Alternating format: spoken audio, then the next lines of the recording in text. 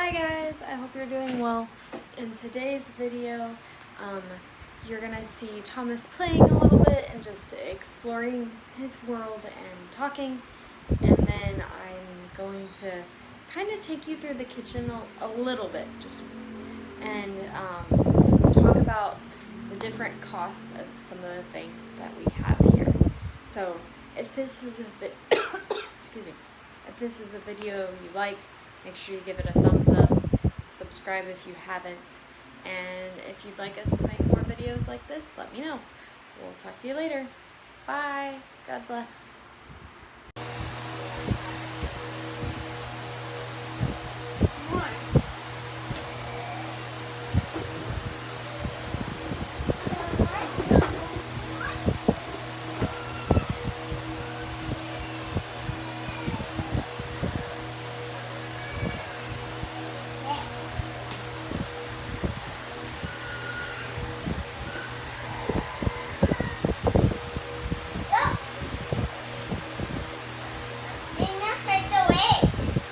Yeah.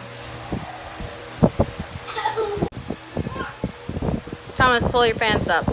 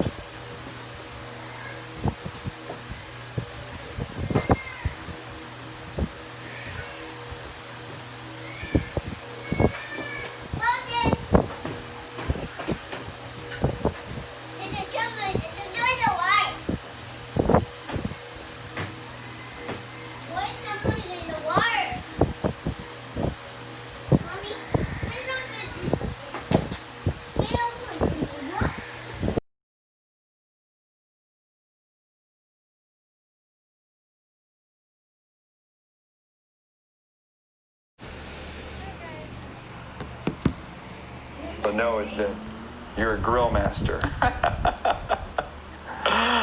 So I wouldn't call that. Yeah, you live in Ecuador to start. You're the director of iTech Ecuador, and I'll let you talk a little bit about that in a minute. But tell us a little bit about your history as getting it into grilling and your passion for that.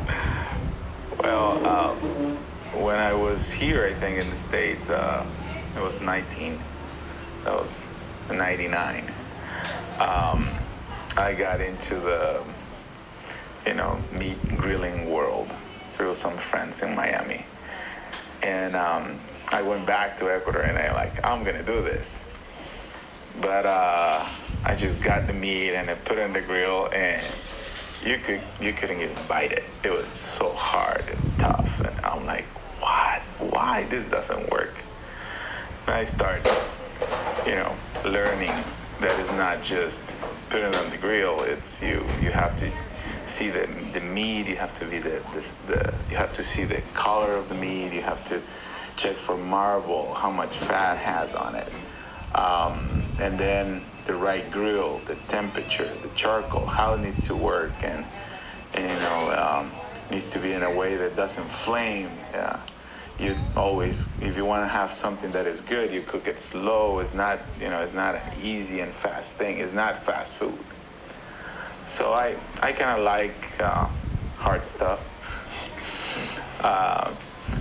So it took a few years to be able to, even to go to the meat market. And in Ecuador, most of the meat is bulls, and there's a lot of muscle, no fat, and that's not really good for grilling. But it's a good business because you sell more meat and fat. You don't sell fat. So when people see a really good cow for grilling, they say, that's terrible. So sometimes I will get calls from the meat market lady and said, hey Galo, there's one of these terrible cows for you, and it will be just perfect.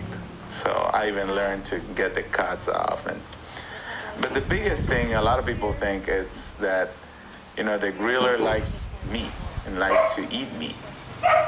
But that is not the truth. And a lot of grillers will share this idea, and is the time that you can spend together with people and just see these people enjoying something that you're doing.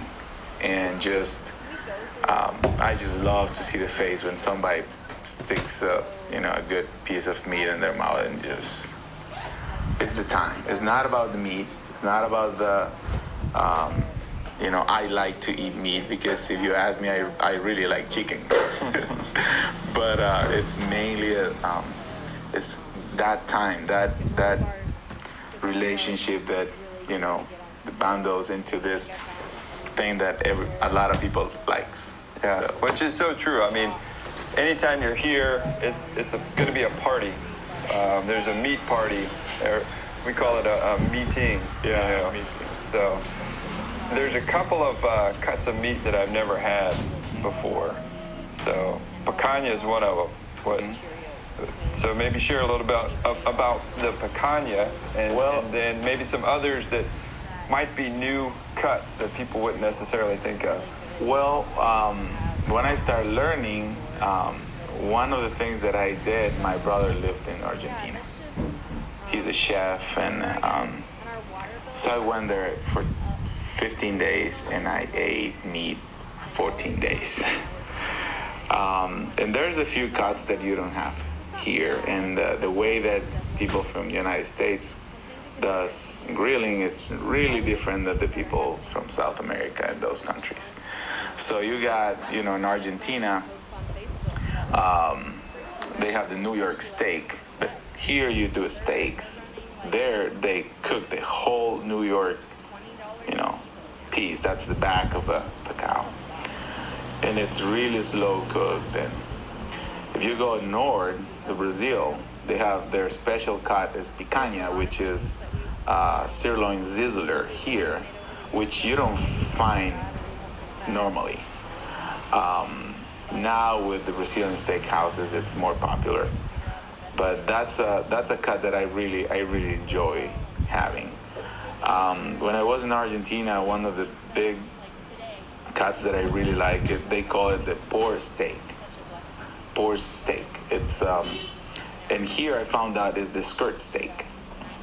So things like that. We had ribs. It's something that in Argentina, grilling, we call asado. But for Argentinians, asado, it's the rib flanket. So it's a rib piece that is cut like a pork chop, and it's long and has bones and fat, little fat and meat, and little fat and meat. And that I call that cut the no ruin cut. There's almost no way to make it bad. So things like that. Yeah. Well, it's always a good time when Galo's here to grill. But so Galo, you're the director of ITEC Ecuador. You live in Ecuador. Tell us a little bit about what ITEC Ecuador is and what you're doing down there. Well, the idea of ITEC Ecuador came a few years ago when different organizations wanted to do national centers for different ministries in different locations. And Steve had this idea, why we don't try to do a prototype? Because the concept of a training center or facility or ministry facility, it's always really hard, because if we think on the USA way of doing things, everything has to be in place, everything has to be planned, there's got to be a budget, it's got to all these things. And until you don't have all this plan done, you don't do much. So we started 9 years ago with this idea, and one of the biggest challenges was how we can support an organization like that in a foreign country.